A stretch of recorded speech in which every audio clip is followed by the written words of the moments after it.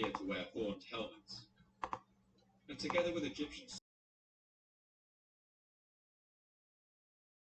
but a loose confederation of different peoples, choosing to sail under the same. Some of the names of these different peoples are known to us from Egyptian texts. The Danuna, the Jekka, the Pilasa, the Shadi, the Russian.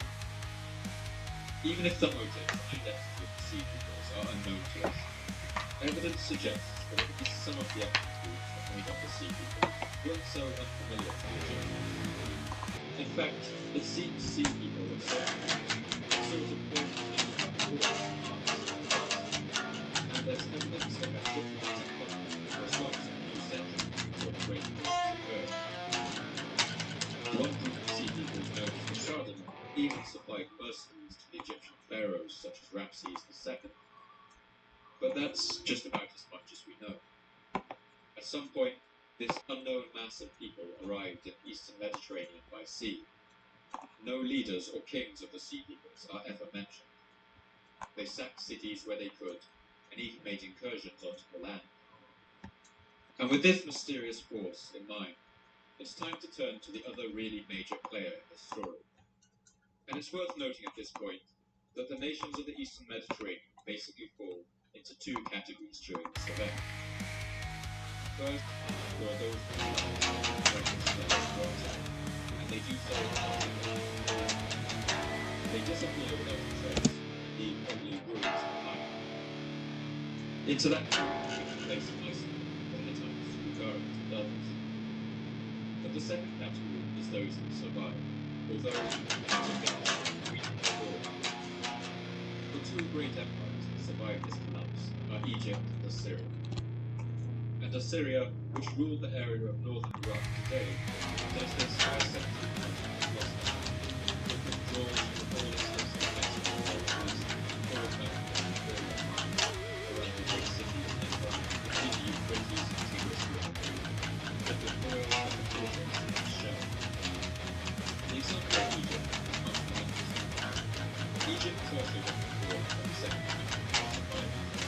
The man is perhaps most responsible is the pharaoh, the man named Ramses III. Ramses was a determined nation's ruler.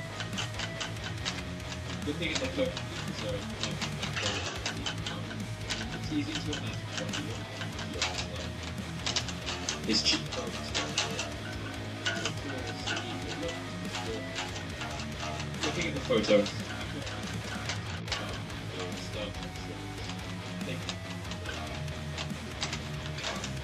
but Ramses felt less of war. He was the son of a usurper, and he seized the throne and led the civil war, and they got into after winning the battle,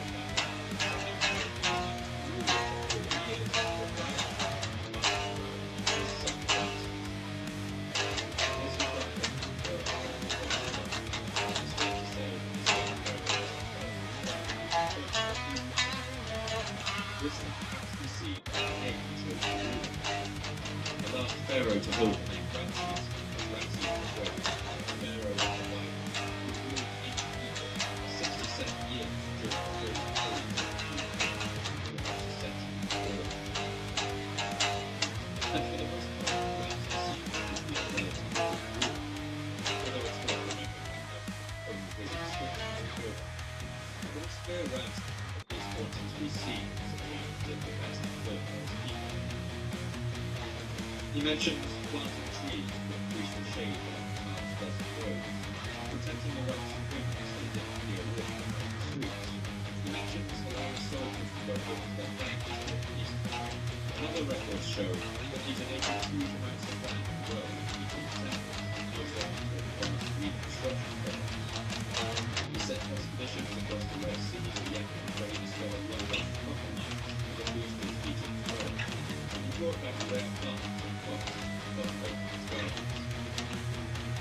By all of this, it seems as if the money Egypt's great ruler. At his death, he presided over one of the longest and deepest plants in his history, the toilet of This decline, as far as we can tell, wasn't his fault. In fact, his actions would ensure that Egypt's cities followed the fates of those like Tyson and Rome, probably at devastation today. When news of the sea people's attacks against Ramses, he had been pharaoh for 8 years. Upon hearing of the destruction of other cities of the region, he must have felt a chill run down his spine. Great nations were being wiped off the map, and Ramses resolved that Egypt would not follow the fate of its neighbors. Egypt couldn't react to this threat the way the Assyrians had, by retreating and consolidating their defenses. Egypt had a long Mediterranean coast, making kilometers of the sea. Maritime trade was the backbone of its economy. Ramses knew that it wasn't going to be easy. The ancient Egyptians had a full concept of sea roads. They were essentially a land road power, usually led by messy rivers and the Egyptians were used to dominating ancient battlefields using vast assemblages of archers and swift units of horse-drawn chariots. Their tactics were to advance with a wall of infantry, all the while pelting the enemy with arrows from light chariots, before using charges of heavy chariots to so break the enemy lines. This has allowed them to conquer land all the way up the Palestinian coast, beat the Hittites in battle. But these tactics required large local battles. Since members of the sea people tribes had served Egyptian armies in the past, perhaps they knew this weakness. The sea people seem to have known that the one way to neutralize Egypt's attack was very likely the Nile River itself. All of Egypt's great cities lay on the Nile, and if Egyptian resistance broke on the river, its cities would fall one by one, and the riches of their land would be taken. It was a huge gamble, but the sea people believed it would pay off.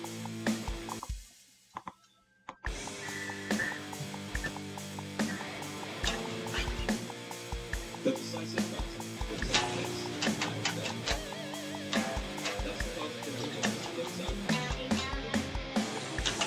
the sea. It's a good land.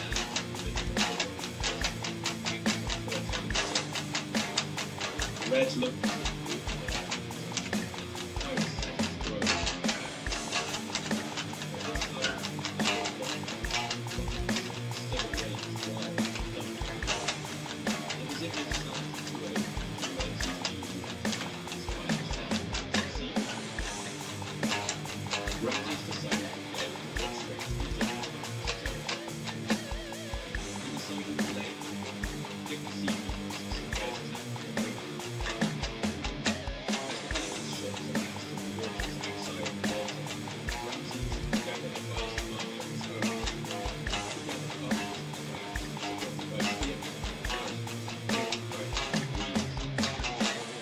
The tension must have been tremendous. All the soldiers of the Egyptian army holding their breath and waiting for that first sign of the ship coming from the sea. Then, at last, a ship came around the bend in the river. After that came another and another, until the whole seaborne might of the sea beacons was in sight. The Egyptians must have been able to hear the creak of 10,000 doors, the beating of the drums below the deck, the shouts of the helmsmen and soldiers within. The ships of the sea beacons drew nearer until they were within range. Then Ramses and he fell. The Medinan armies were back to their happy camps.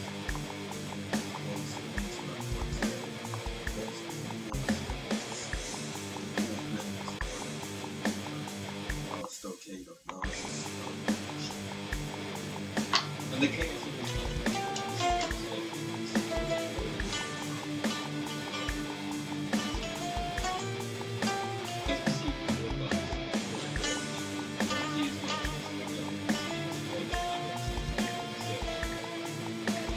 the sea people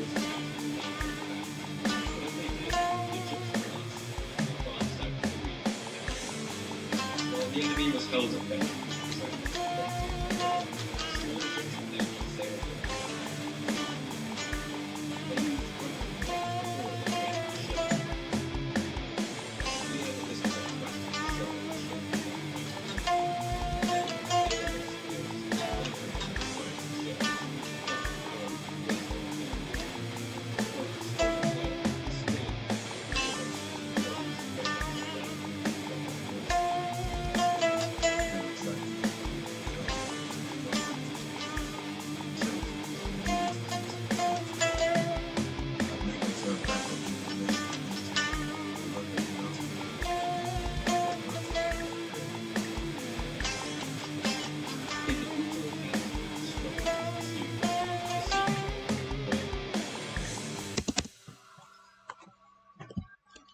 Ramses' plan worked. The Egyptians were the first people to ever turn back these sea-going invaders and stop their campaign of destruction. The hearts are taken away, the soul is flown away, the weapons are scattered in the sea. Another of these stories from these terrorist events is a document called back in the Ramses rule of Egypt. It was the longest known papyrus ever uncovered from Egypt, coming in at 41 meters long. That's longer than the wingspan of a Boeing 737. In it, Ramses boasts about his triumph over the various groups of the sea peoples. I overthrew foes invaded. I slew the Danaf of their islands, the Jackal and the Pelasgians were made ashes. The Shadana and the Reshesh of the sea were made as those that exist no more. I brought captives to Egypt, numerous as the sand of the shore. The Egyptians were victorious. They had repelled the invasion, but this alone would not save them. To see why, you just have to look at the situation surrounding them. Egypt now stood alone in a devastated region, like a hero at the end of a disaster. Every land around them had been gutted and reduced to ash, vast and ancient civilizations.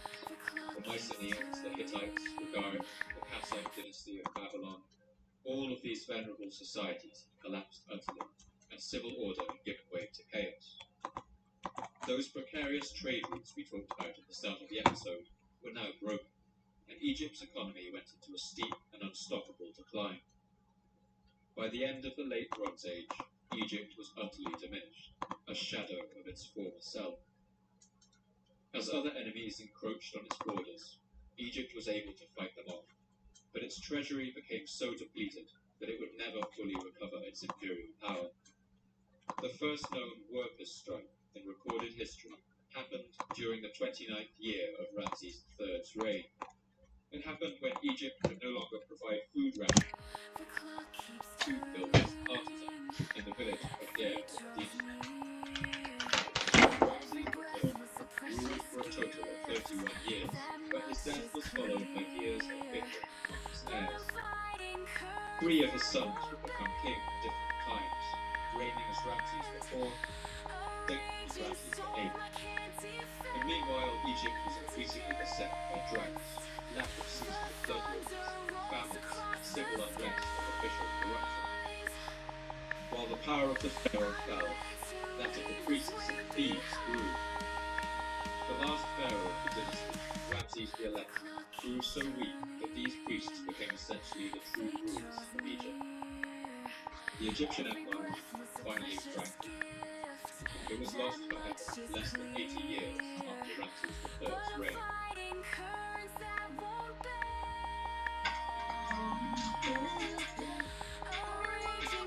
I know you guys have got yourself talking to me. Have you guys ever listened to sound library? This is focused on the gospel it listens to your track and pulls the sound. Get the rhythm, harmony, guaranteed automatic. No more school and no more random beats that don't actually rhyme. Access artistic sounds or let it listen to your sounds is just something that you do. Plus, you get unlimited access to random sounds, so no credits, no pay for download, just drag and drop. So you can audition everything inside your phone, stay and the sounds made by actual musicians. The analog process is crazy. If your sound works well for this stuff, this is gonna be the place. Try to make it so free and let you travel with the sounds. This is the beginning. Don't rush.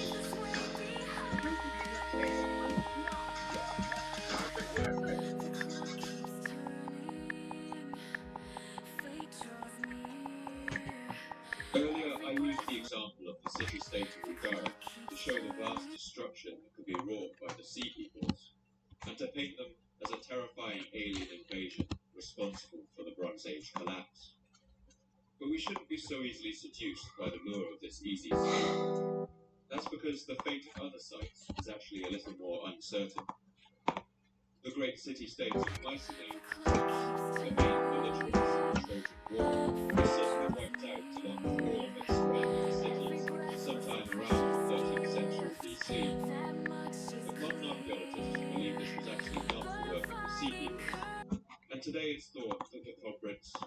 Mycenaeans' belligerent northern neighbours, the Dorians.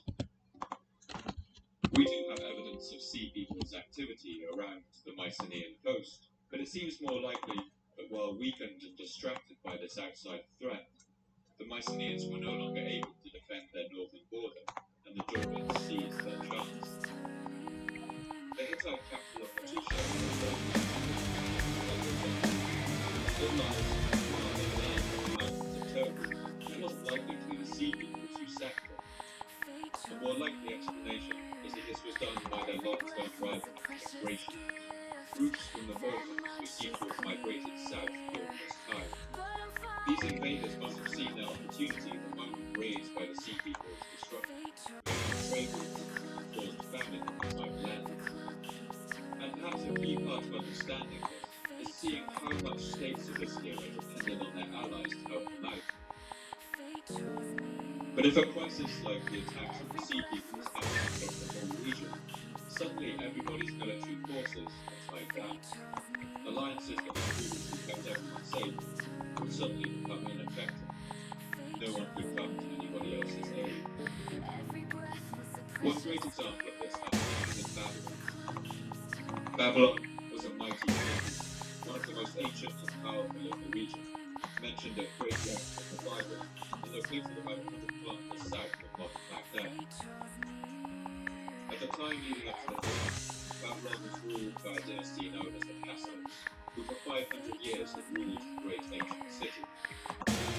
The Kassanites allied Syria and the coastal regions to help defend it. But now those nations were busy defending themselves, and Babylon stood alone. To the north was the land of Elam, a hardy people who lived in the mountains and lowlands of southern Iran. The Elamite king was and he believed that the crown of Babylon belonged to him. He threatened an invasion with fearsome rhetoric. I am the son of the king, seed of the king. Ready to receive the throne of King Babylon. I will destroy the cities and demolish the fortresses of Baghdad. Immediately over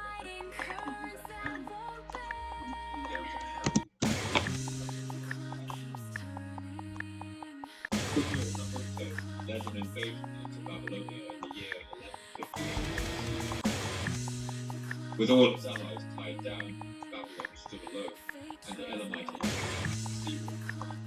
Nabucco went on to do most of what he promised, and he laid waste to the land. What occurred, this last Kassite king was led to Elam in chains, along with the statue of the Babylonian god Marduk. And the theft of this statue seems to have traumatized the Babylonian people more than the loss of their king. Babylon was sacked and left in ruin.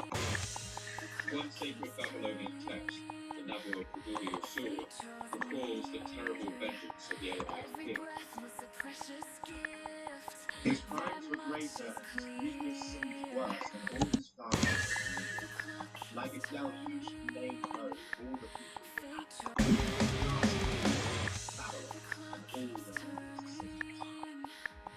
And these examples show that the situation in this region isn't quite as simple as that classic alien invasion style scenario I had you imagine. In Hollywood, the writers always imagine the world coming together to fight the outside threat. It makes a better story that way, and we get to hear some inspiring speeches. But the example of the Bronze Age blacks teaches us that it's just as likely that if aliens ever arrive and begin blowing things up, some might see that as an opportunity. The story of the Bronze Age is of large, complex states successfully defending themselves against the smaller states of the borders with less complex societal structures. And part is perhaps also down to the increasing power of these smaller, less complex nations. During the Bronze Age, empires like Egypt, Mycenae, the importation of horses, and the building of chariots. Smaller, less complex states simply couldn't compete in those areas. But the power of these smaller states was beginning to grow at this time due to one very important thing. One thing that would bring the Bronze Age to an end forever. And that thing was iron. Iron had been in limited use since as early as 3000 BC, and early people even worked for iron they found in meteorites that fell to the earth. It was considered a sacred metal due to its magnetic quality. But as an everyday practical object, iron presents a number of problems. It's much harder to work than the copper and tin that go into bronze. Tin, for instance, has a very low melting point, 232 degrees centigrade. If you wanted, you could melt it on a kitchen stove. But iron requires a huge amount of heat to melt, over 1500 degrees. This requires advanced furnaces and special technology that took millennia to develop, but at this time was beginning to permeate across the region. But iron on its own isn't that useful. It's brittle and it easily breaks. The knowledge of how to turn iron into steel, mixing it with the right proportion of carbon, would transform it into a metal just as sharp and hard as bronze, but much cheaper and more readily available. Soon, even tribal societies and tiny kingdoms could afford cutting-edge weaponry. It acted a little like the introduction of cheap assault rifles like the AK-47 in our time, a great leveler that destabilized whole regions. We know that after the Bronze Age collapse, bronze was no longer in use across the region. Steel weapons took its place, and the Iron Age began. Armies of chariots, such as Egypt employed, gave way to armies of massed infantry. And some historians point to this factor alone as the great shift that caused the collapse of so many societies. So this is another theory, that the Sea Peoples and other tribes of the land, newly armed with iron weaponry, were a significant element of the collapse, and certainly sacked some cities themselves. But a large part of the destruction was also due to opportunistic wars and infighting between rival nations.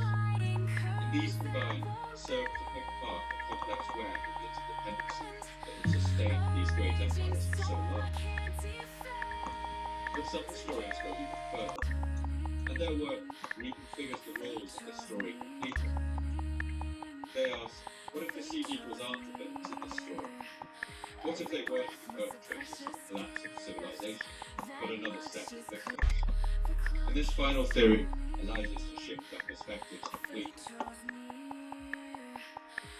One thing we do know for sure about this time is that the climate of the Eastern Mediterranean at the end of the 13th century BC underwent a sudden and rapid change.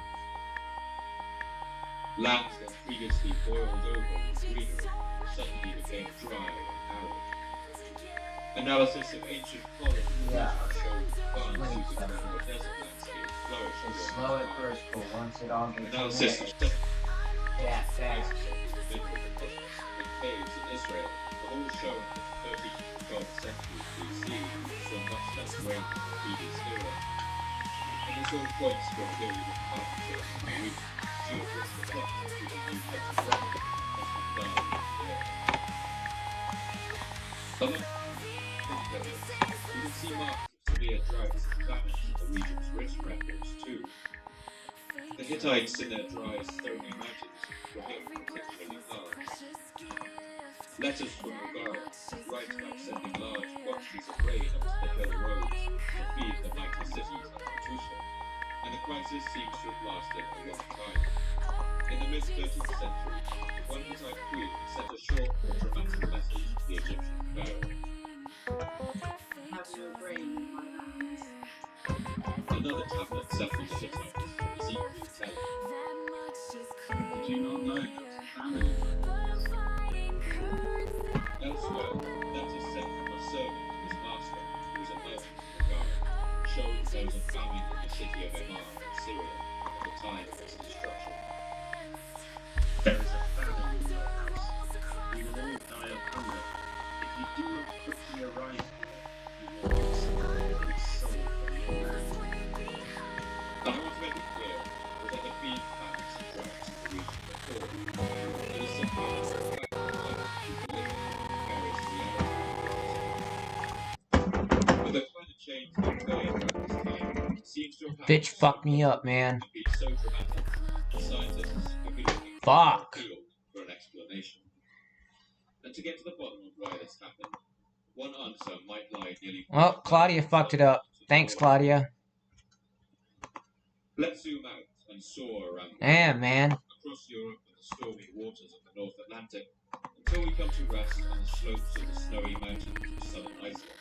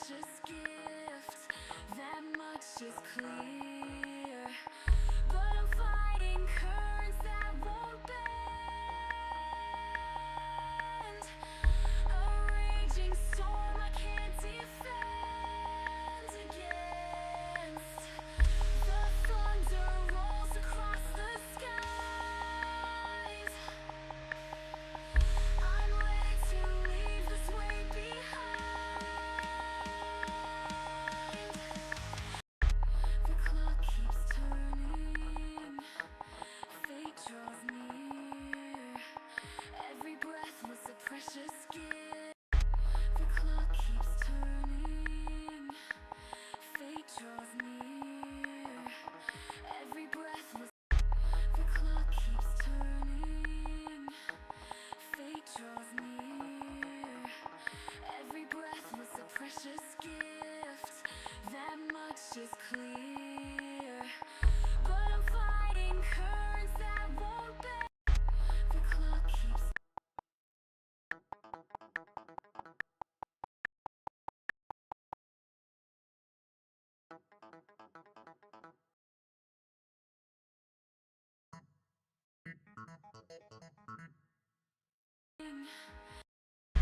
The clock keeps turning. The clock keeps turning. Fate draws near. Every breath was a precious gift. That much is clear. But I'm fighting currents that won't bend. A raging storm I can't defend against. The thunder rolls. The thunder rolls across the skies. I'm ready to leave this weight behind. The thunder rolls across the skies. I'm ready to leave this weight behind. When the angels call my name, the thunder rolls across the skies. I'm ready to leave this weight behind. When the angels call my name, the rolls across the skies. I'm ready to leave this weight behind.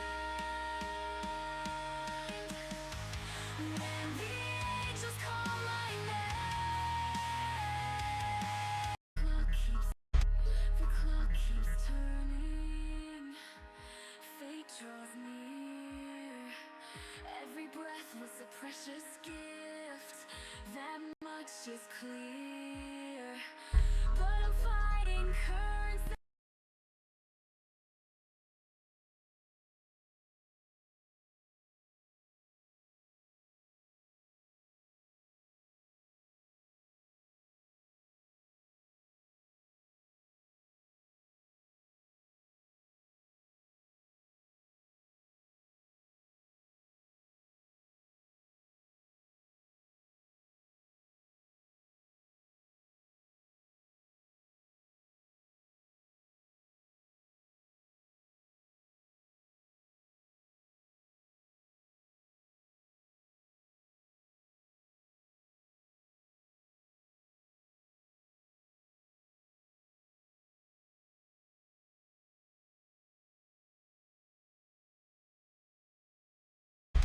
The clock keeps turning. Fate draws near. Every breath was a precious gift. That much is clear. But I'm fighting currents that won't bend. The clock keeps turning. Fate draws near. Every breath was a precious gift. The clock keeps turning. The clock keeps turning. Fate draws near. Every breath was a precious gift. That much is clear. But I'm fighting currents that won't bend. The clock keeps turning. Fate draws near. Every breath was a precious gift. That much is clear. But I'm fighting currents that won't bend. A raging storm I can't defend against. The thunder rolls across the skies. I'm ready to leave.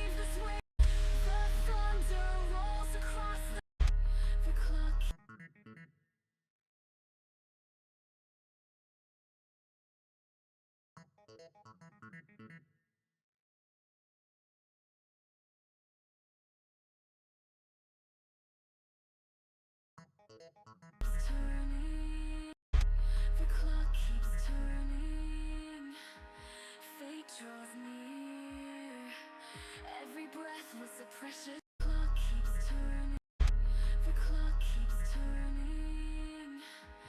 Fate draws near. Every breath was a precious gift. That much is clear. But I'm fighting currents that won't bend. A raging storm I can't fend against. The thunder rolls across the skies. I'm ready to leave this weight behind. When the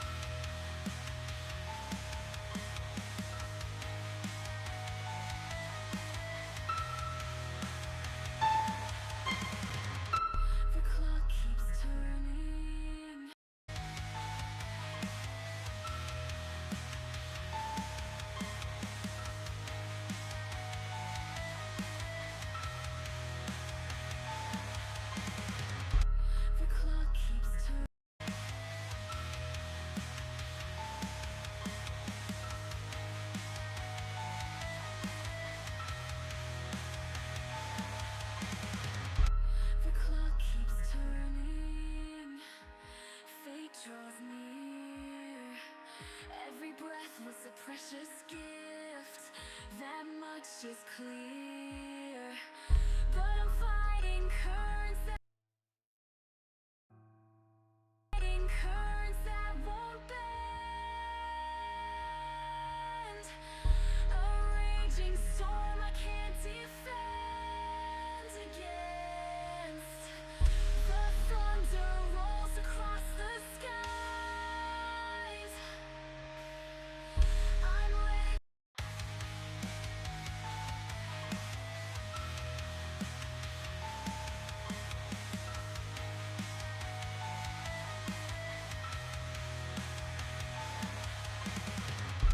The clock keeps turning, fate draws near. Every breath was a precious gift, that much is clear. But I'm fighting currents that won't bend. A raging storm I can't defend against. The thunder rolls across the skies. I'm ready to leave this weight behind.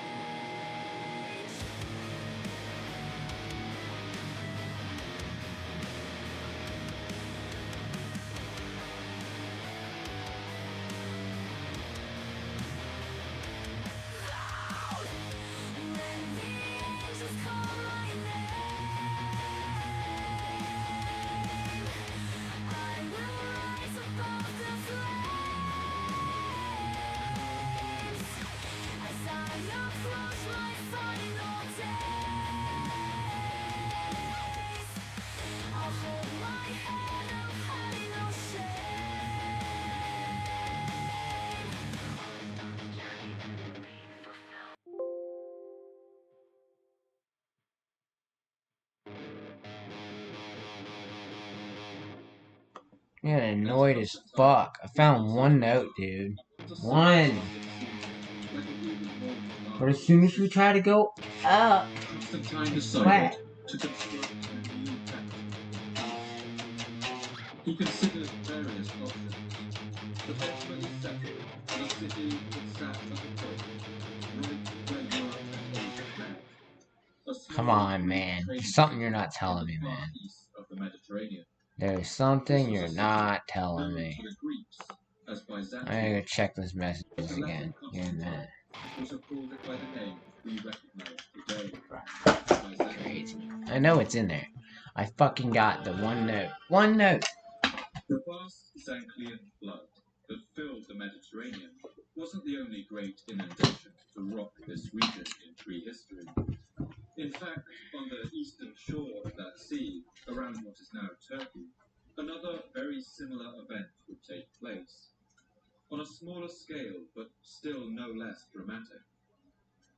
Around 7,500 years ago, it's believed that the waters of the Mediterranean were themselves Like that. pushing up She's just against stressed another out, range dude. of She's cliffs fine. that walled off a narrow valley known as the Bosphorus. There's a lot of people that do Beyond this crazy barrier shit, and was so she another might have depression in thought the you were land, somebody else, or filled maybe with she a was large a little freshwater something. lake. As the Ice Age ended and the glaciers Are you melted, paying attention to the local live? sea I'm level over here having a rose. hard time. And perhaps aided by the frequent I'm hoping you're earthquakes watching in this this so you region, can see the dam holding back the sea what I hear and once see. again So you broke, can be like, oh, and okay. the waters of the So we're not being Mediterranean mad. spilled through the valley Well, of the Bosphorus I got in one vast note, and unstoppable but I cannot quantities. find for the life of me the rest of it. If this hypothesis is correct, it's thought that up to 50 So I tune the cubic guitar kilometers of water 3 different ways. poured over this ledge each day, or 200 times the flow of the Niagara Falls. The lands beyond filled with salty seawater. Every time I try to switch to the other notes, like we're trying to, it's flat. Only one note rings right. It's thought that Stone Age people would have witnessed this flood, and it must have been a terrifying sight, one that they would tell their children about, and their children's children. In fact, along with the flooding of the Persian Gulf around the same time, this event has been proposed as one source for the biblical story of Noah's flood. Class, oh my god.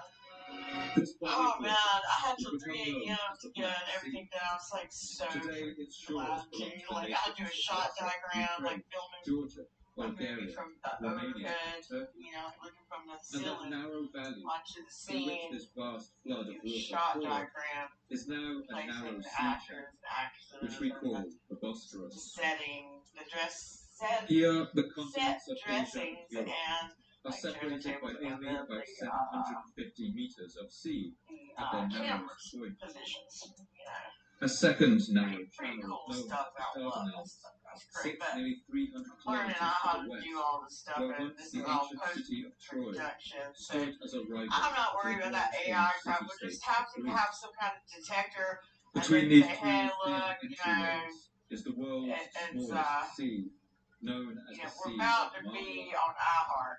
So, And and it's right iHeart here has that the detectors for that city shit. of I don't care what Byzantium anybody says, was because they founded. can detect, like,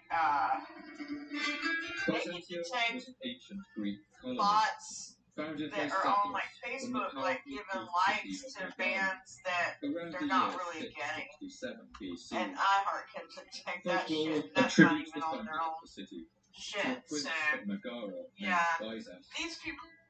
And the inspiration for Byzas' journey came from the oracle at Delphi. Modern analysis has shown that this oracle was built at a place where volcanic gases were vented from the earth through cracks in the planet's crust. The priestesses of this oracle would descend into chambers flooded with these gases, which would send them into a trance-like, hallucinatory state, ready to give prophecies to those who asked for them. According to this piece of folklore, the oracle at Delphi gave Prince Byzas a haunting piece of advice. He must set sail and search for the land opposite the city of the blind. And so Byzas sailed across the sea, through the narrow Dardanelles Strait and into the Sea of Marmara. And there he saw what he was looking for. On the Asian side of the sea, a Greek colony named Chalcedon had been established. But Byzas saw immediately that the European side of the sea was a much better place for a colony, a defensible position with a large natural harbour. The settlers of Chalcedon had been blind to miss this perfect spot, and so Byzas had found the land opposite the city of the blind. He landed on the shore and named the city he founded there Byzantium, after himself. And the advantages that Byzas saw in the city were indeed formidable. It sat right at the narrowest point of the Bosphorus Strait, the point where Asia was less than a kilometre away over the water. This was a natural crossing point, controlling all the land-based trade that ferried between the continents. But it also controlled all shipping traffic that passed between the Black Sea and the Mediterranean. On top of this, the swift currents that flowed through the narrow channel would make it very difficult for any army to attack by sea. The city's harbour was a long sliver of a river estuary, sheltered from the swift ocean currents, and large enough to hold 1,000 ships. This body of water would come to be known as the Golden Horn, either because of the enormous wealth that would flow through it in the ages to come, or for the rich yellow light that would often blaze on its surface as the sun set over the sea. Pinched between the Golden Horn and the Sea of Marmara, Byzantium was a perfect wedge shape. Any attackers who wanted to take the city were able to approach from only a single direction, and it was a perfect spot to build a fortress that would be virtually unassailable.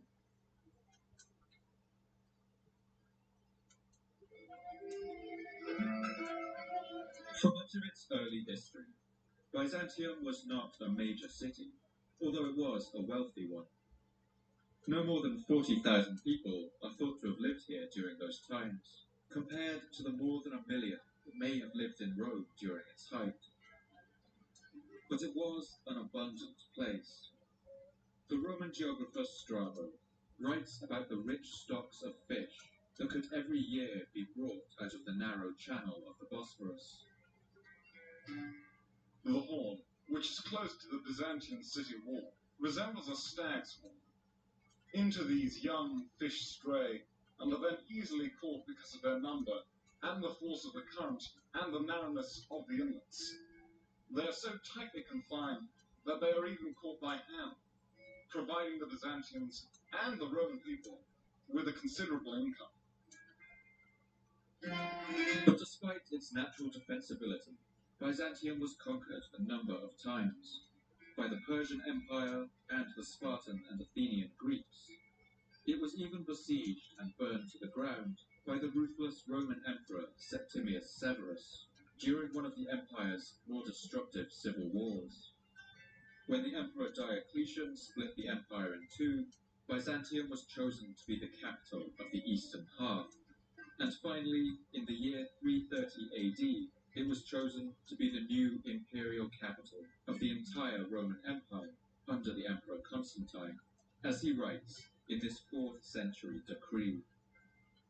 We have resolved that it is fitting that my rule and the power of my kingdom be transferred and transmuted to the regions of the east, and that in the province of Byzantia, on an excellent site, a city be built in my name, and my rule be established there. Like the ancient explorer Byzas, Constantine saw his own reflection in this golden city. He renamed Byzantium after himself, calling it Constantinopolis, or the city of Constantine, and today we know it as Constantinople. During this time, the city was also known by the informal title Nova Roma, or the New Rome. In its new capital, Constantine immediately began an enormous building project, with the goal of turning Constantinople into a city worthy of its empire. Constantine laid out a new square at the center of Old Byzantium, naming it the Augusteia, with a new Senate house in a grand basilica on the east side, while on the south side the great palace of the Emperor rose. The Byzantine poet Marianus wrote about the beauty of the city in these early days. Where the land is cut in two by the winding channel, whose shores open the way to the sea, our divine emperor erected this palace. O far-ruling Rome, you look from Europe at a prospect in Asia, the beauty of which is worthy of you. Near to the imperial palace was the vast hippodrome, used for chariot races. Its track was 450 meters long, with stands capable of holding up to 100,000 spectators. Up to 8 chariots could race on its track at one time, each powered by 4 horses each. And these events must have been an electric spectacle. Nearby was the famed baths of Zeuxippus, adorned with opulent mosaics. The 5th century writer Leontius writes one invitation to a friend that gives a glimpse of the leisurely life of this city. On one side I have close by me the Zeuxippus, a pleasant bath, and on the other the racecourse. After seeing the races at the latter and taking a Oh, I hear you. Go ahead. Go to bed. We'll talk some other time. Then in the afternoon, you will be in plenty of time for the other races, reaching the course from your room quite near at hand. Constantinople would even create its Yeah. own obelisk to adorn Me and the hippodrome. Andrew. Square stone In blocks between it. for height We're good. 32 meters tall. That's exactly the same height as the obelisk that decorates the circus mansions of Rome.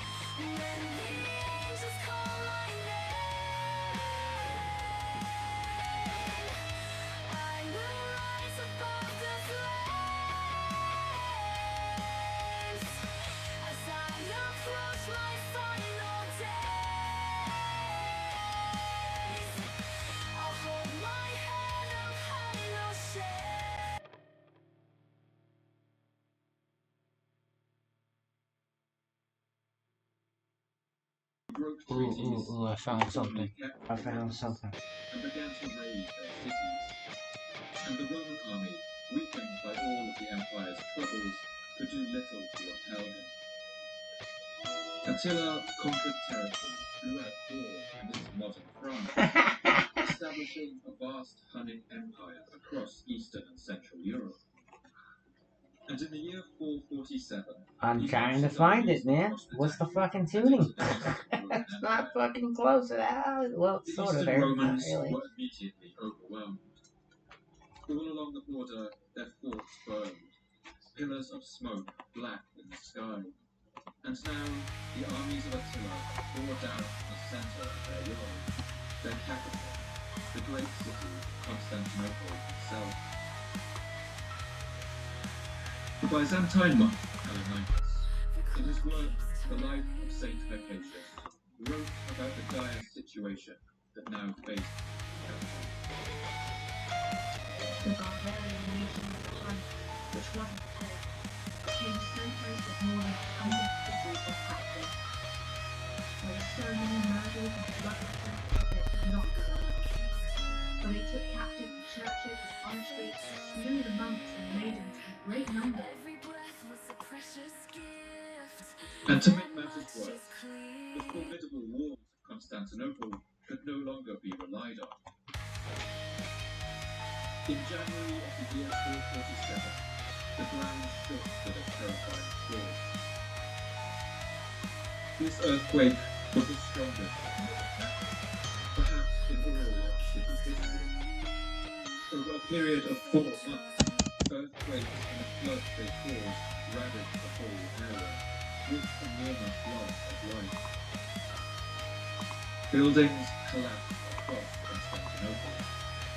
The city's skyline must have been blocked and broken by fallen roofs and crumbling walls, and people were buried in the rubble. But most terrifying of all, the tremors brought down a whole section of the great Theodosian walls, the only thing standing between the people of the city and the approaching armies of the Huns. For the citizens of Constantinople, this must have been utterly terrible. These walls had taken more than 9 years to build, and now one man is put in charge of the seemingly impossible task of repairing them in only a few months. He was a prefect and a native of the lands of Phrygia in modern Turkey, and his name was Constantine.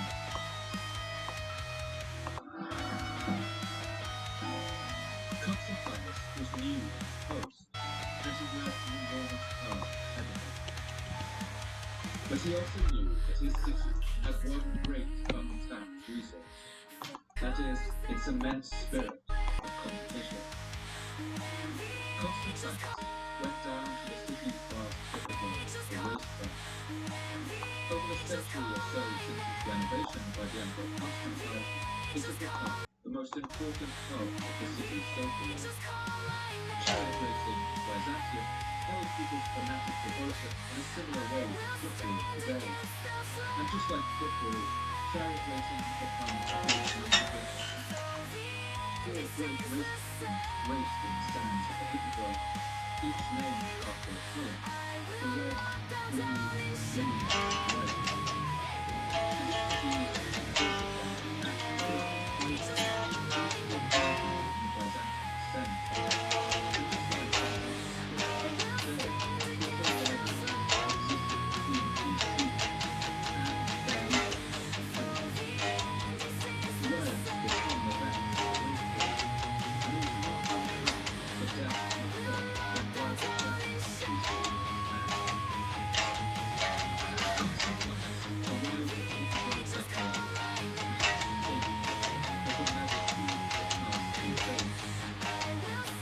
He raised his hand and made a sacred anthem to the grand The city was invaded. These sportsmen were to help with the religious struggle. Ladies were given acceptance and food, and they were to give them any of their supporters as they could. The declaration of the competition was clear in the gospel. These gangs went about the city's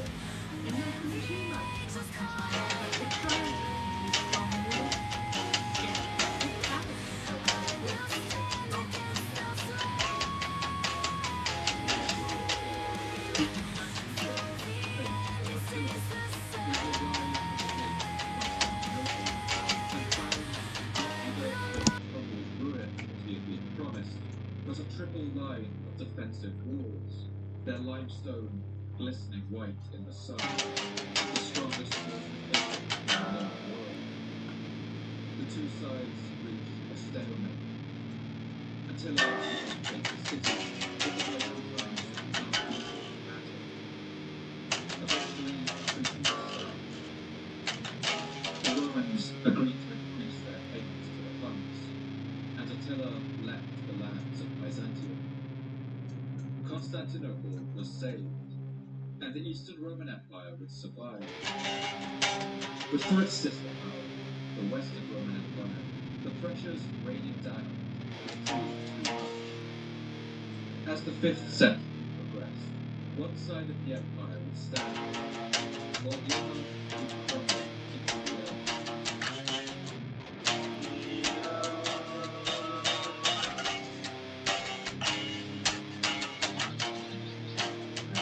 The landscapes of Byzantium ranged across 2 continents, and there were enormous variation in temperatures and climates.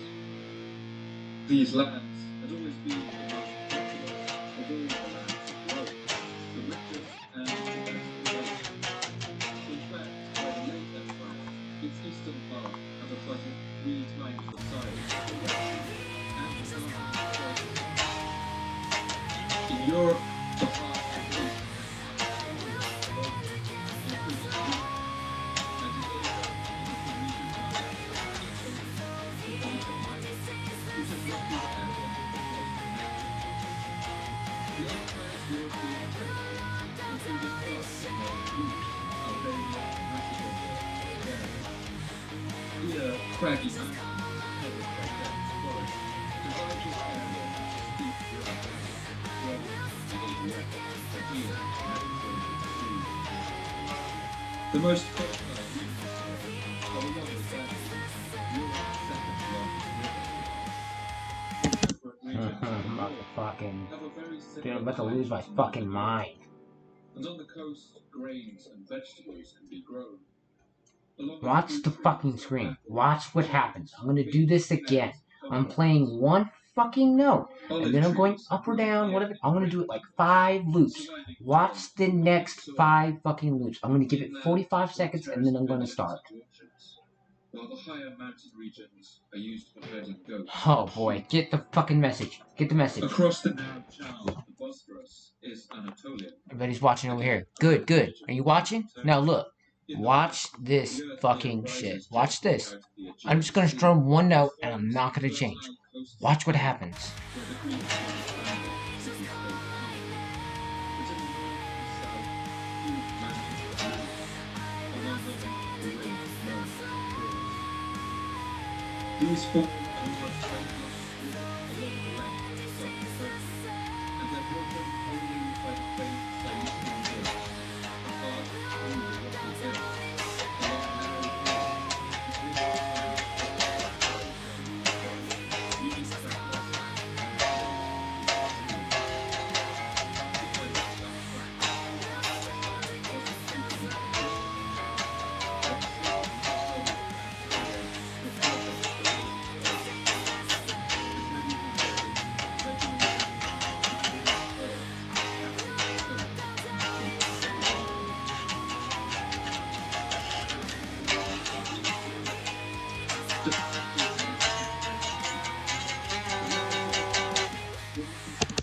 Can't find it.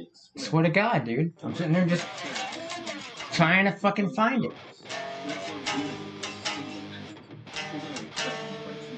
Well, that might help. But there were significant differences between the two halves. The overwhelming culture of the East was Greek, and the Byzantines spoke the same language throughout the empire's history, in contrast to Western Rome, which spoke Latin. But the people of the Byzantine Empire never referred to themselves as Greek. Even the name Byzantine is a much later invention. In fact, until the end of their history, right through I'm gonna try it on just that. they refer to themselves simply as Romans, and their lands as Byzantine. Byzantine rulers went back to their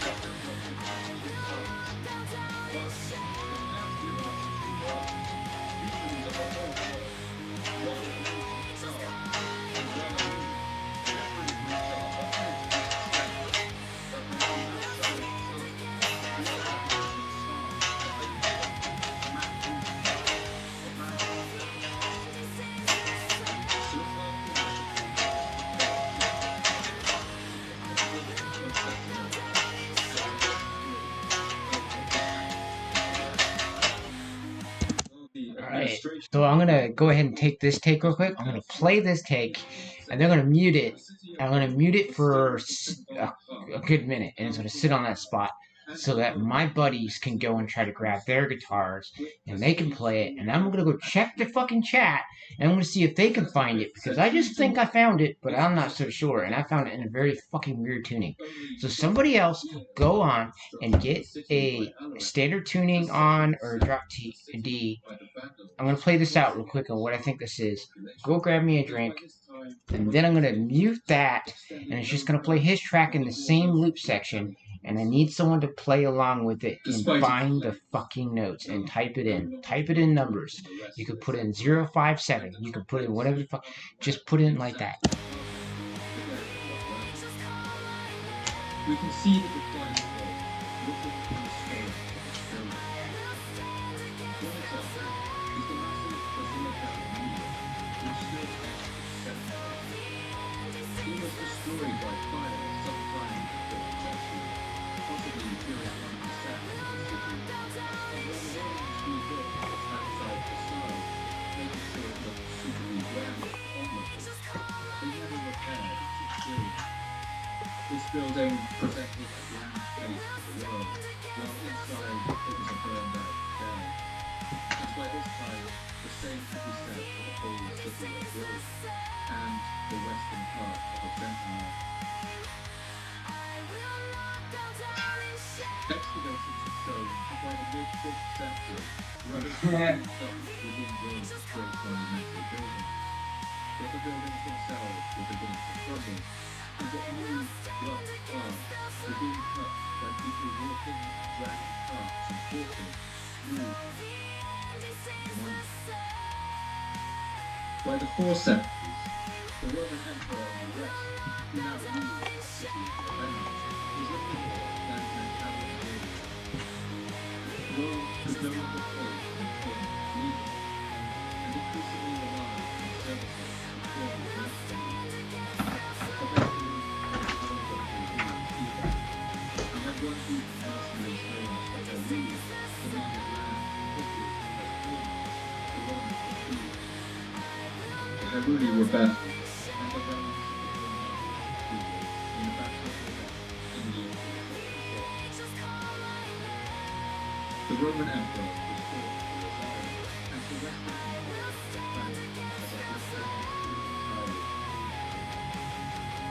So ultimately, watching this collapse over the 4th century must have sent chills down their spine.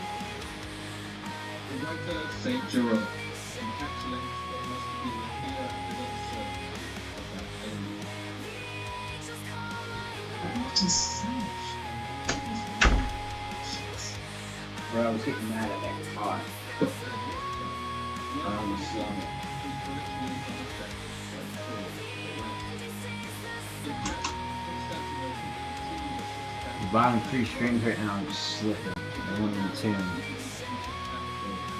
But I got the top strings at least, so. Throughout the whole period of the Roman collapse, the East was seen as a safe haven, and it must have received an influx of refugees fleeing the destruction from the West. One writer, Paulinus Capella, writes in his work Eucharisticus that he considered leaving the West, and he went back to the Constantinople states in Greece, Albania. I don't like how it's a straight rod. Second high, swelling the population of the East and its capital of Constantinople. I don't like how it's a straight rod on the first part of the chorus, and then when she hits the second high, it goes dun dun dun dun dun dun dun dun dun. Like, oh. As the refuge of strangers. Beloved refuge of strangers. Free sorrow, silence, and splendors. To former Christians of the East, the fourth world proves a religious conundrum. The empire of fervent Christianity little more than a century earlier, and now destruction is raining down on all sides. Many that ago believed the forces of coming were abandoning their ancient pagan gods. But Christian scholars agree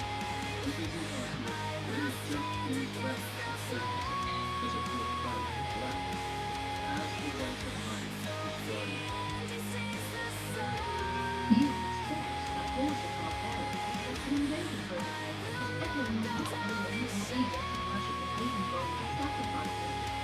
No, however, pretty much in the barbarians, ignorance of the barbarians and faith in consecration, a few other Christians learned the no understanding wickedness and foolishness of the superstition. Actually, I'll take that back.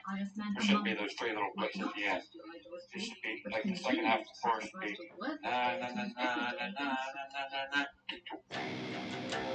The eastern half of the empire, although it was planned in the 6th century well, it suffered some damage from the Hun and Ostrogoth invasion. It is often it was plagued by battles, sailing their faces at the sacrifice and nomadic tribes but these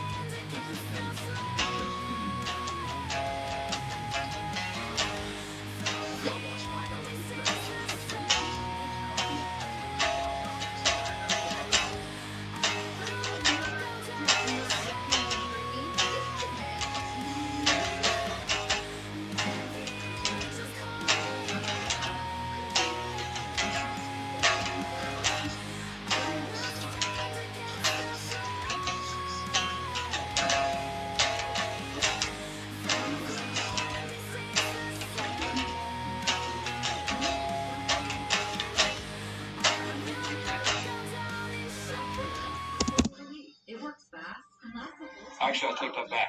There shouldn't be those three little places at the end. It should be like the second half of the chorus should be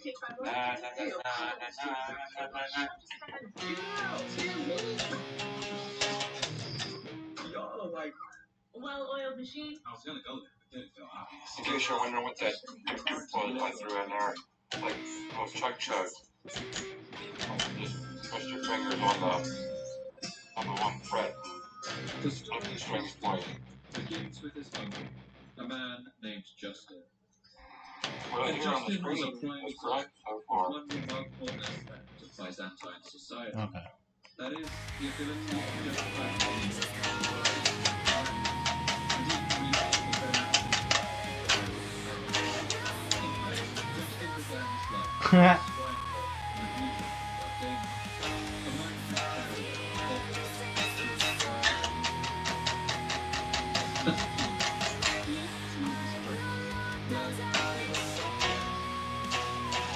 They crossed the mountain pass.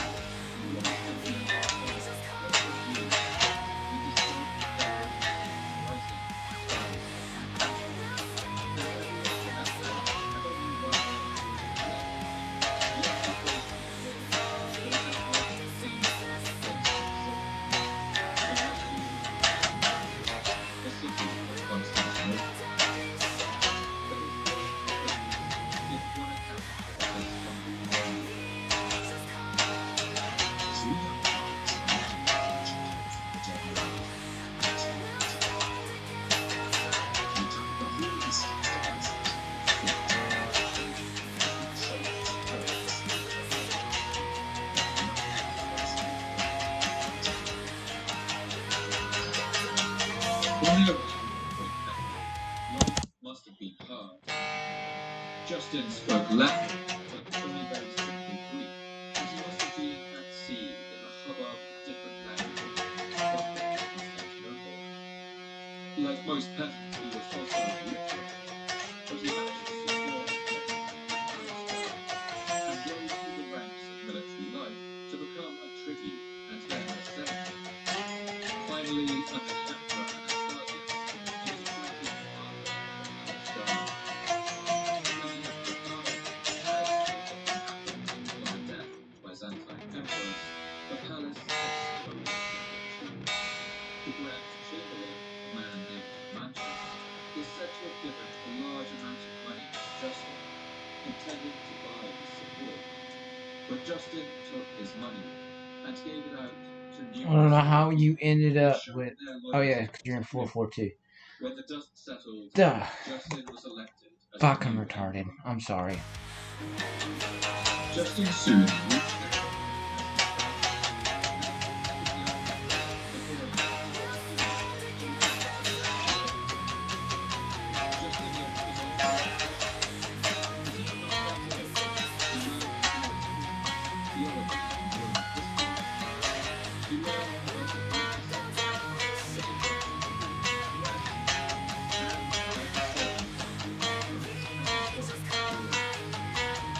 As perhaps it's clear, as he began to feel and seemingly impossible this he would later call the restoration of the empire.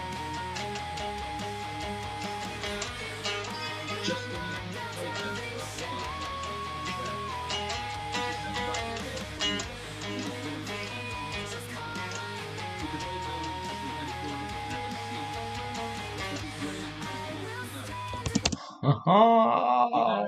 See, now bells are going off. Now the light bulb is gone the fuck off. Now we can fucking move. Alright. So now I could do some fucking interesting shit to this thing. So let's change the tone. Let's match that shit. It's been in this muddy ass shit for the last hour. So let's get it out of that. No wonder it's in muddy ass mode. Look at that. Let's get rid of that. Alright.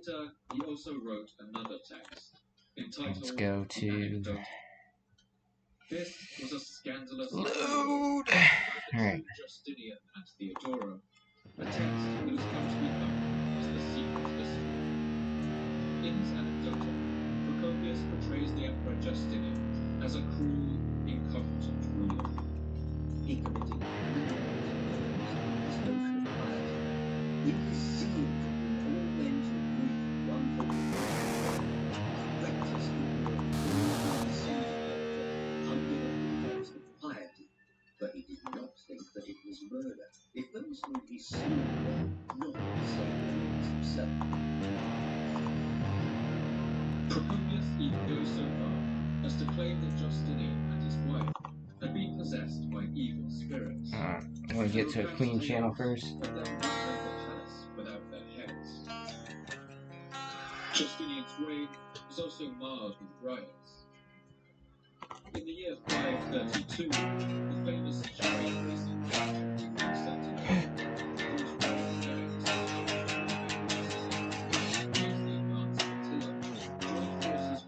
We want that first. That's kind of what we want there first. Justinian's rule. Let's go ahead and fuck her.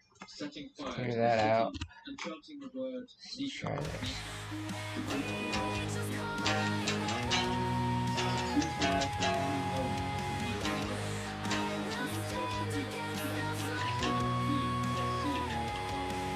During the riots, the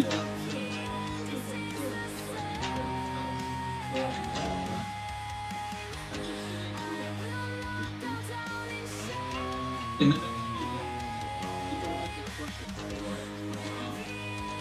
The focus reports of 30,000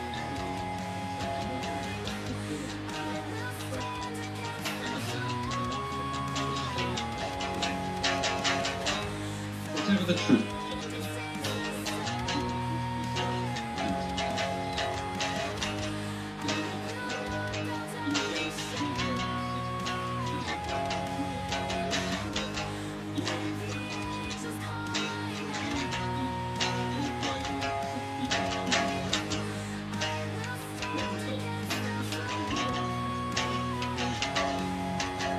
And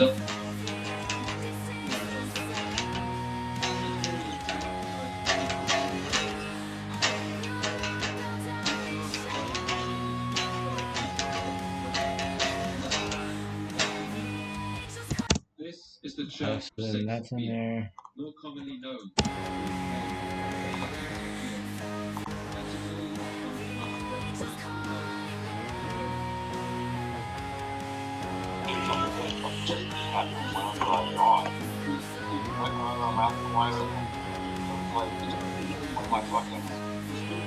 on my plastic gun.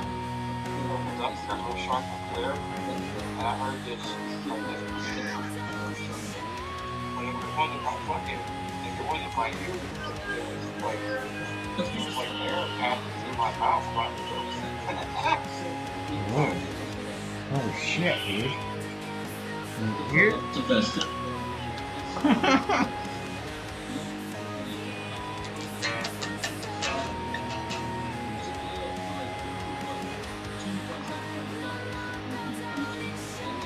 Made their way to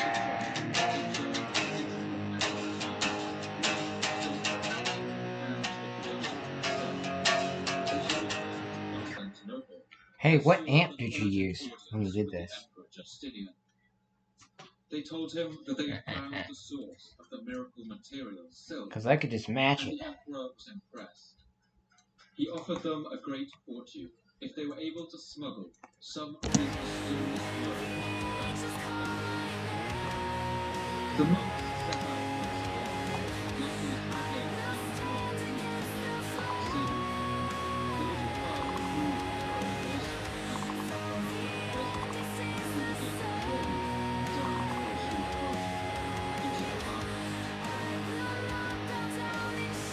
with them, they carried bamboo, hollowed out on the inside, so they could not. In China, they convinced others to smuggle silk outside borders. Locally, they call them eggs, the very young larvae. Some others said them the very young, easily formed by temperature variations. The entire expedition only took 2 years, but they eventually returned.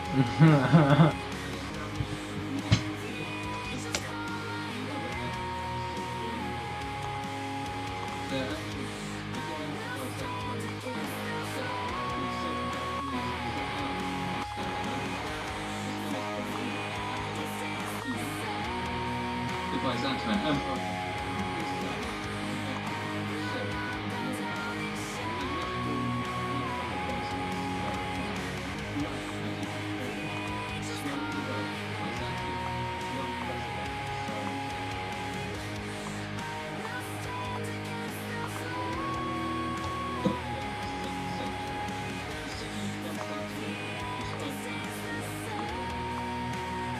it had constructed the longest aqueduct in the world, winding for around 250 kilometers. The early empire also supplemented the city's defenses with another series of defensive walls, more than 60 kilometers from the capital, known as the Little Wall. These stretched 56 kilometers from the Black Sea to the Sea of Arabia. But the Emperor Justin he wanted to recover all the lands west of the empire and restore Rome to its ancient side.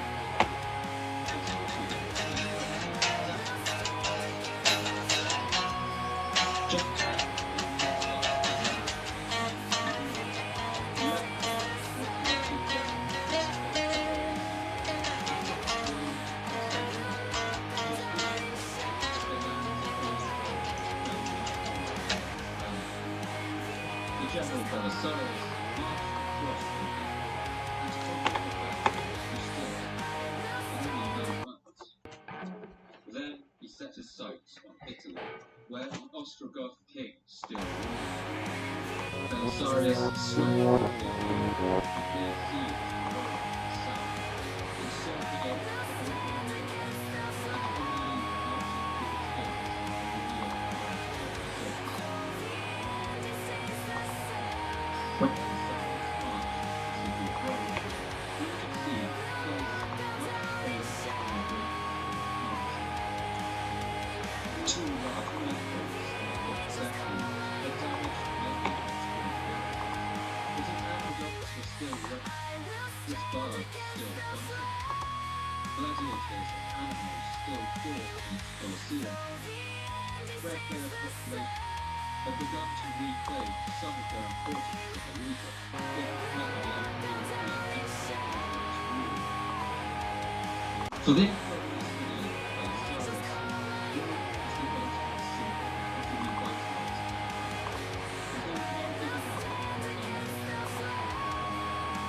Ostrogoth king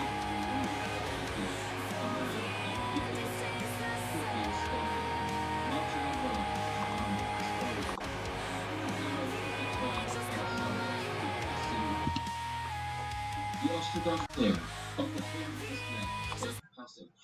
He left the city of peace. He first responding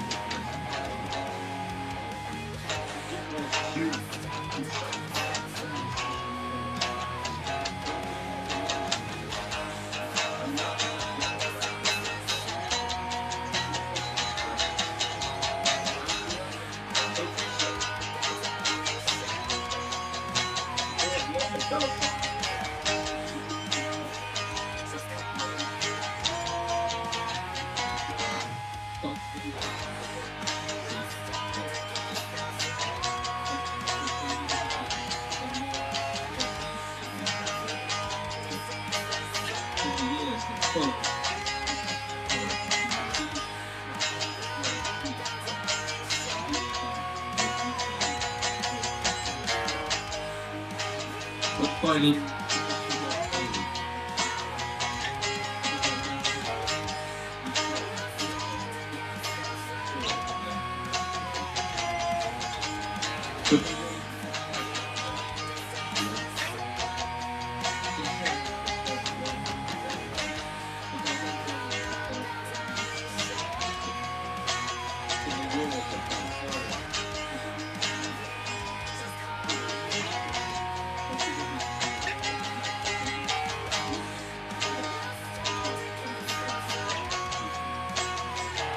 the inhabitants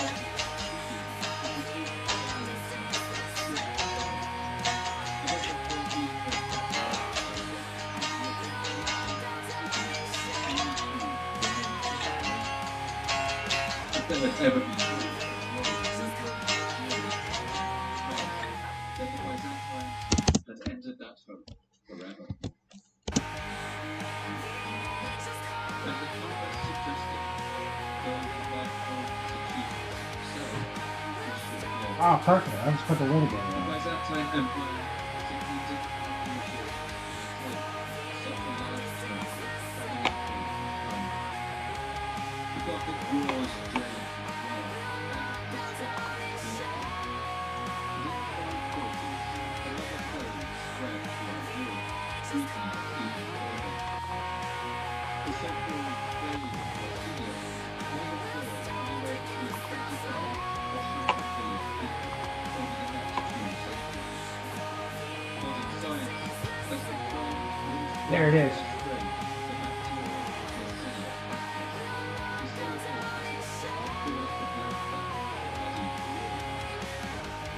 the outrage of Constantinople was thought to have been carried to the city by an infected rat from Greece arriving in Egypt, and the Emperor Justinian is even reported to have threatened disease, although he was one of the approximately 50% of people who would recover. Procopius records that at its peak, the plague was killing 10,000 people in Constantinople every day, and of course, he blames Justinian for its arrival. The plague began to rage and swept away nearly half the survivors. Such were the disasters that afflicted mankind, from the decline first commenced to manage the affairs of the kingdom, and after he was overthrown.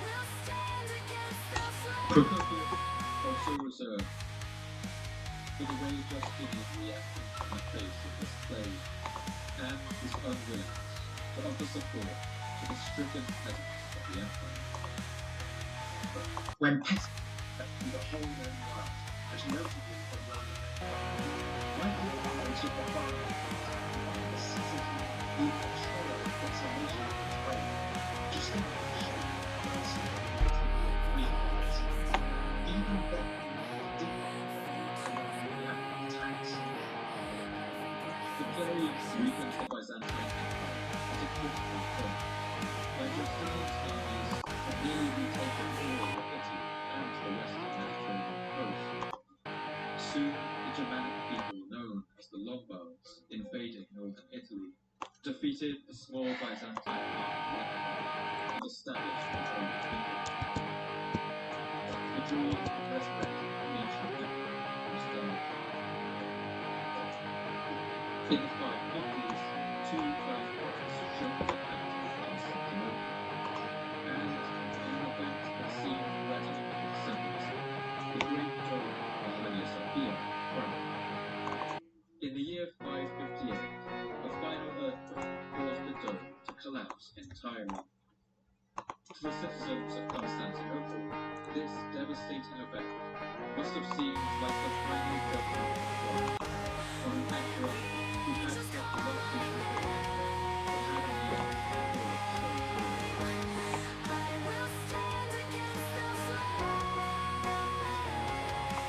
Justinian published in the year 565 no children.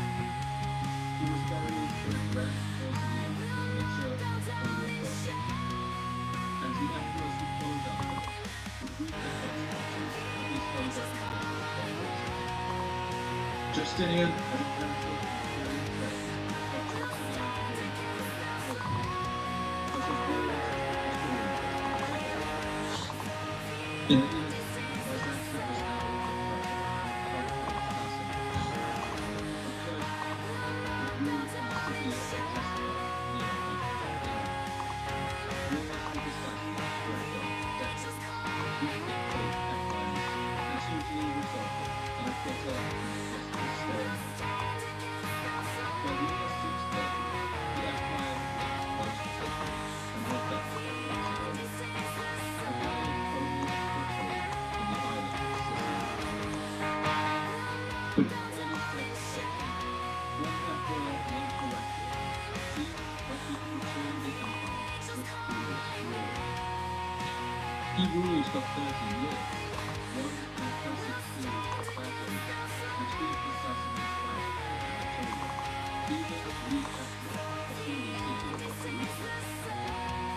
In the year 629, Heraclius brought the relic of the Holy Cross back to the city of Jerusalem in a lavish and triumphant ceremony. For a time, it must have seemed that he was leading the empire to a new age of healing. But he told the people of Byzantium that a new rival was rising out of one of the most unlikely places, the seemingly empty desert sands of Arabia.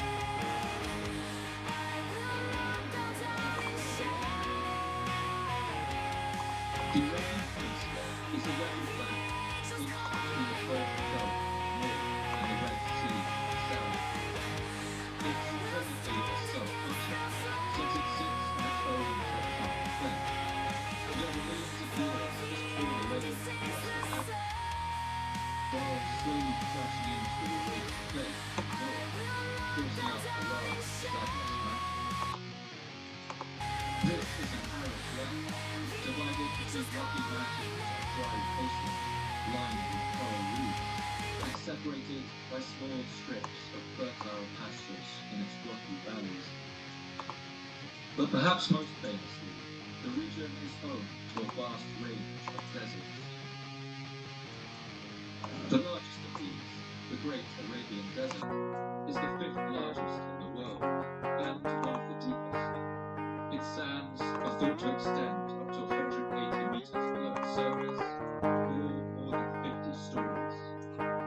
And it's here that a warrior missionary had risen to topple the established powers of the region, and gathered a powerful military force. The man known to history as Muhammad was a revolutionary, a guerrilla warrior, a poet, and an innovative military strategist. And during the final 10 years of his life, he led a successful campaign to capture the city of Mecca from the Quraysh tribe who ruled Byzantium.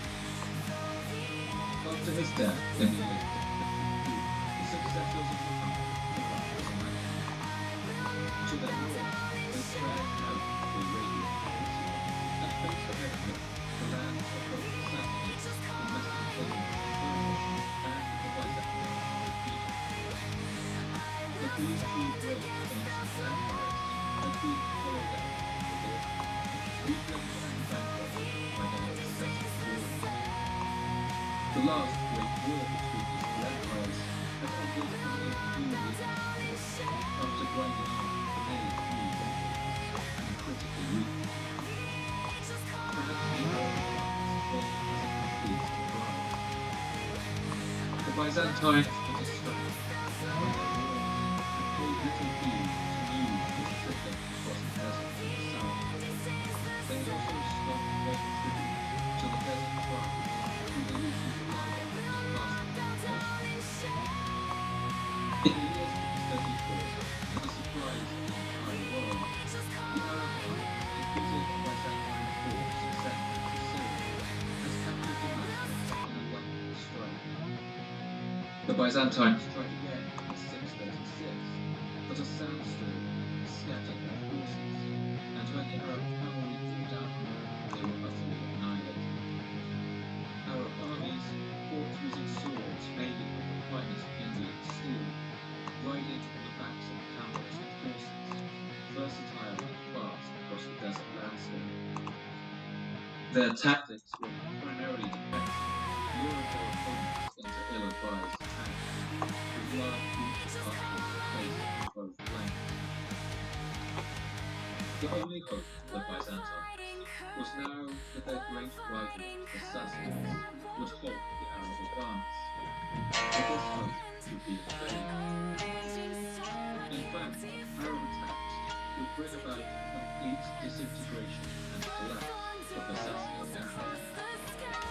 400 years later, the Persian poet Al-Tusi would write the following lament about the end of this great power. Damn this world, damn this time, damn this fate. Where are your battles broken priests? Where are your famous parties and your feasts? Where is the land? Where is this great army that destroyed our country's foes?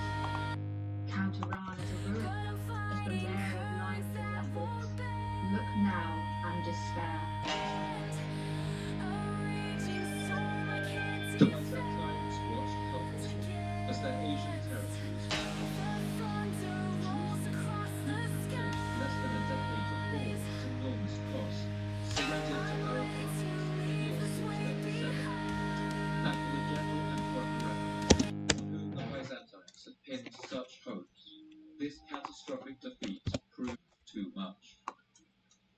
He had once been the commander of his father's fleet, a bold and accomplished sailor, but in his old age he developed an overwhelming thalassophobia, or fear of the sea. On his way back to Constantinople from Asia, he found even a 700-meter crossing of the Bosphorus too terrifying. His men had to tie boats over across the whole length of the crossing, covering them with shrubs and matting, so that the terrified old emperor couldn't see the water, dropping dark and deep beneath him. But Egypt fell to Arab forces in the year 642. The Byzantine Empire lost its rich food supplies, which had been a major source of grain for the capital. This arrangement had been in place since the time of the ancient Romans, and now the entire economic structure of the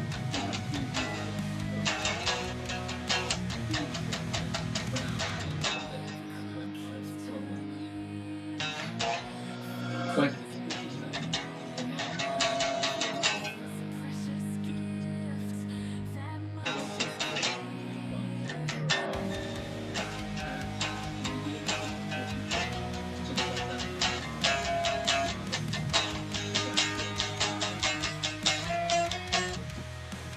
the only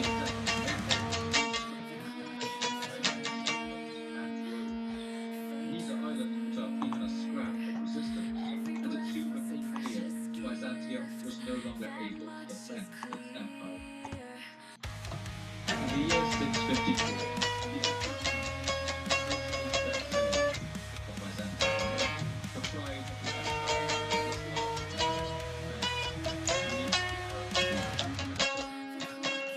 The writer Theophanes Confessor recalls what happened next. In this year, we knew a wire commanded that a great naval armament should be made with a view to its good sailing against Constantinople. This man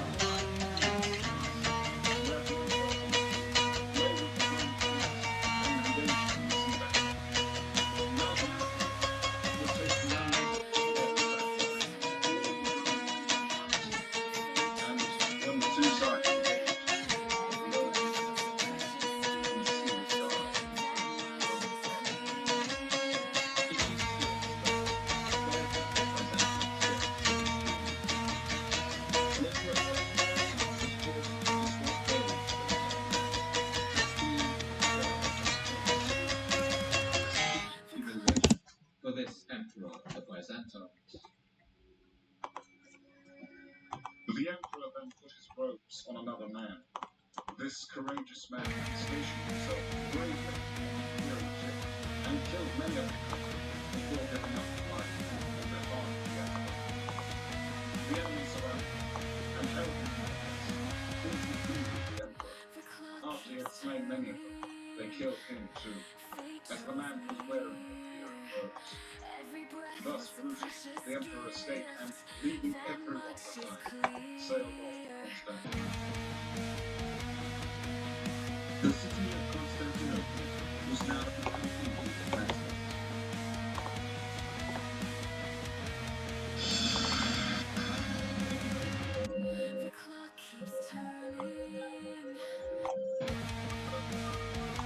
Now firmly in control of Syria and the Mediterranean coast, Arab armies were able to send frequent raiding parties deep into Anatolia, and in the year 74 they felt bold to make a strike at the great city, Constantinople itself.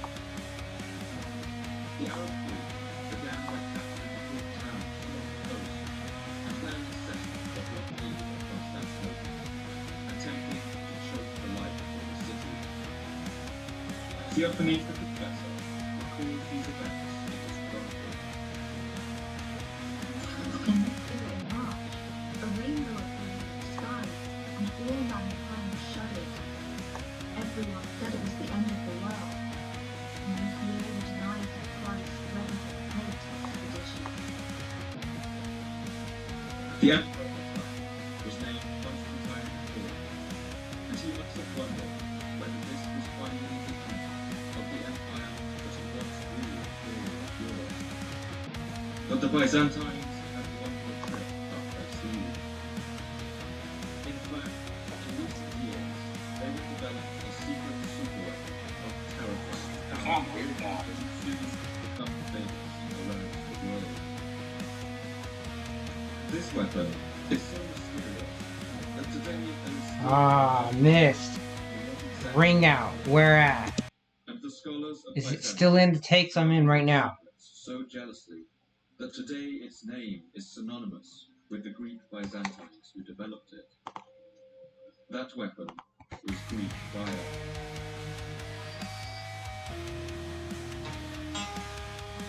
Incendiary weapons have been used in warfare for centuries before Greek fire was invented.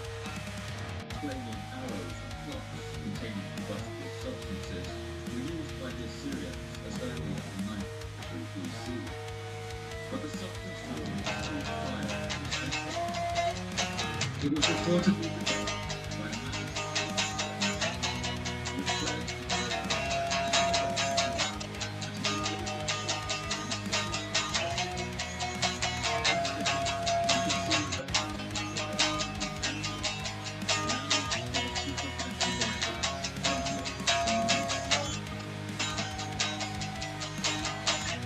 to describe this terrifying weapon. Son. What was I doing? Huh? What was I doing? I was matching the pitch. Cause I ain't gonna fuck with it and keep tuning my guitar over and over. I wanna drop it where the fuck it's supposed to be. I'm such a cheater, ain't I? The refugee Kallinikos is said to have demonstrated his Greek fire to the Byzantine emperor. It was a flaming substance, based on petroleum, that seemed to set even the surface of the sea ablaze. Water couldn't douse its flame, and by some accounts even made it more intense. Its use was accompanied with smoke and the sounds of thunder. One Bartholomew Sabo relates the story of a wealthy warrior named Invar Barashagi. The traveler sailed down the Volga River and into the Caspian Sea to explore the lands of Invar usually faced ships equipped with Greek fire weapons, which is described in the saga.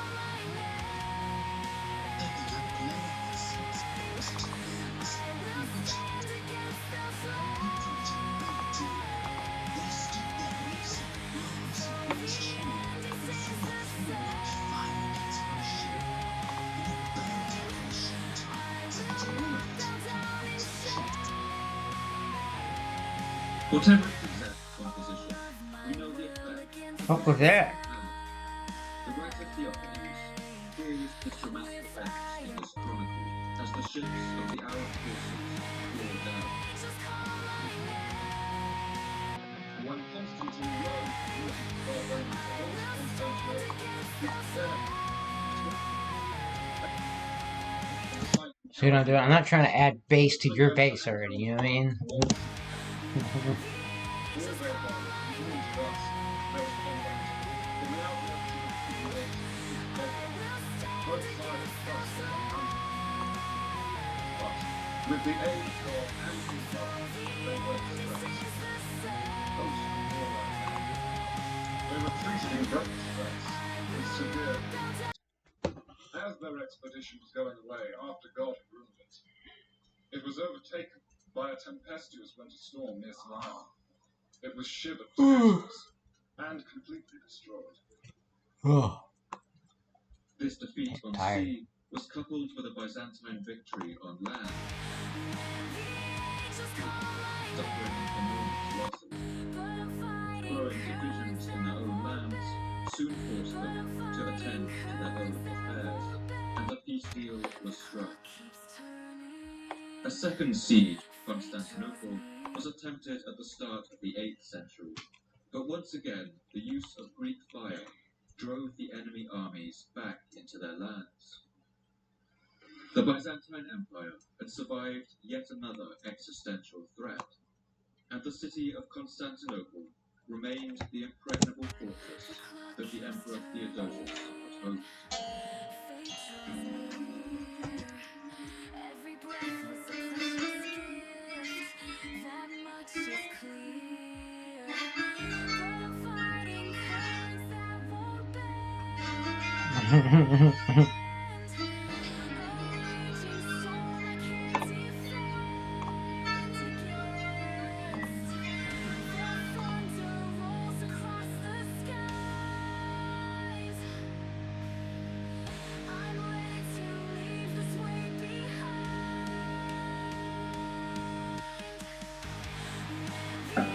Just call my name. I will stand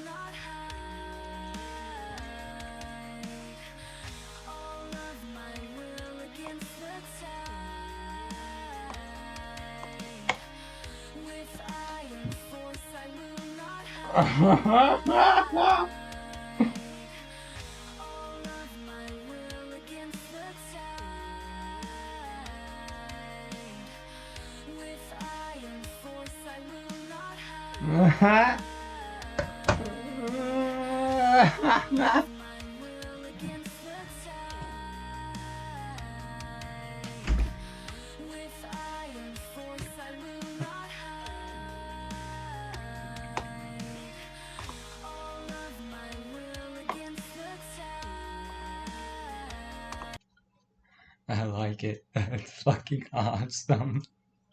It's gonna turn that way the fuck down and put some reverb in there, and then I'm just gonna drop this. Yeah. Watch. You gotta shave it down and shit, cause it gets untempered. So watch.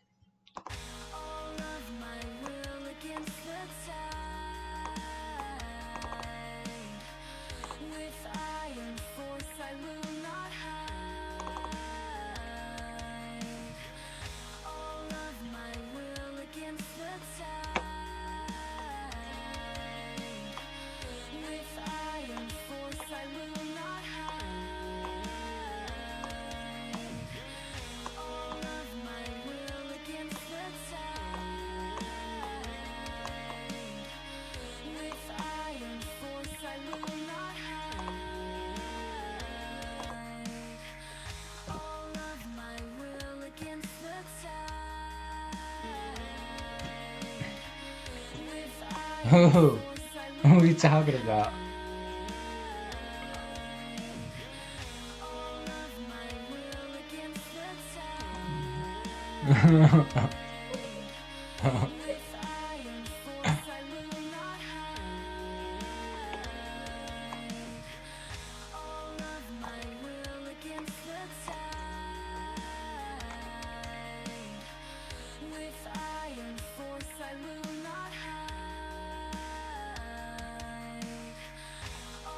Yeah.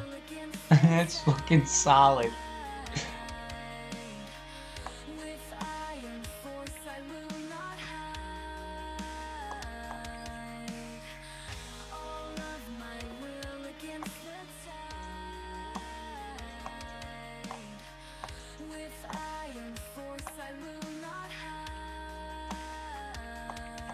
I wanted to we could barely know it's there, you know what I mean?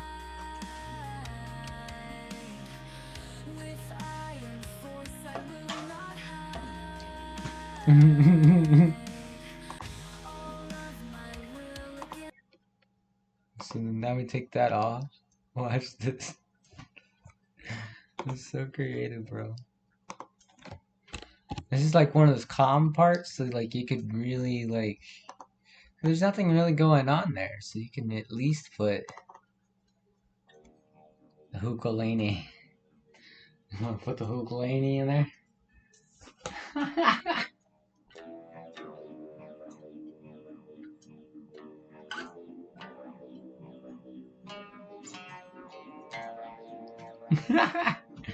We're high.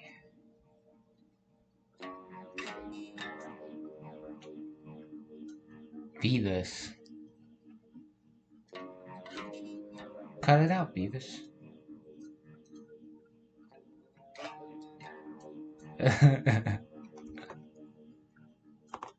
It's funny as shit.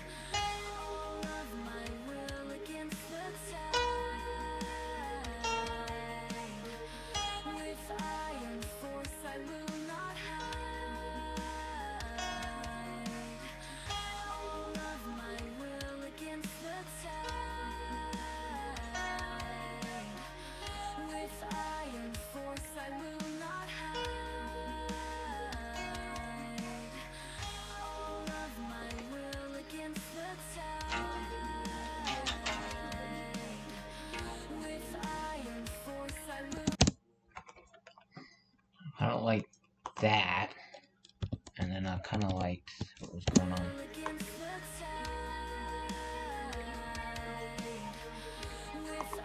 Yeah.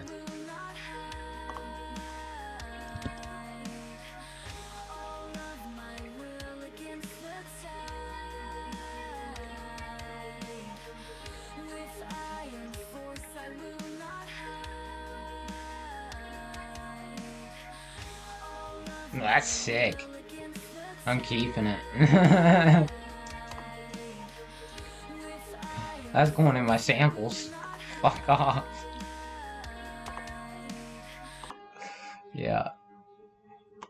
Totally snagging that for myself. That's so dope. I'm snagging it. I want this.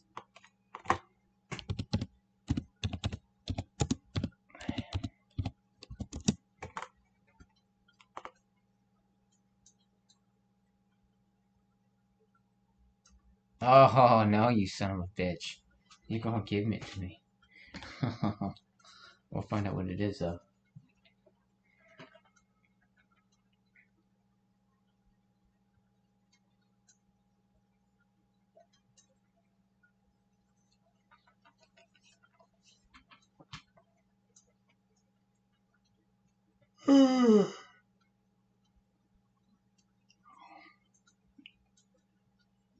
I'm gonna send this to you, too. You're getting the same thing.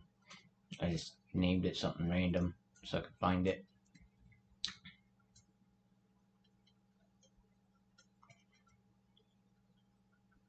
Yeah, I think that's got all the electric ones on there, and then some of the new stuff's in there. I'll have to check. I hope I'm not missing anything.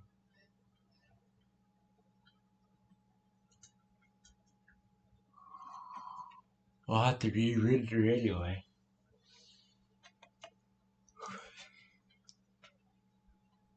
Yeah, and the rest of it's just blank. Because you'll just copy and paste what you want across it. We can do that for you if you want. It'll take about 2 seconds. That's what I said, it's all snip snap. Once you got the main parts done, that's it. Just copy and paste. Do you want a solo? If you want a solo, you're going to have to let me do that tomorrow. I'm a little tired.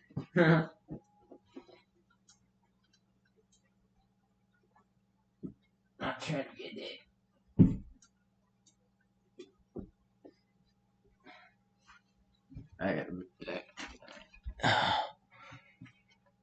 Let's try to take a poop now.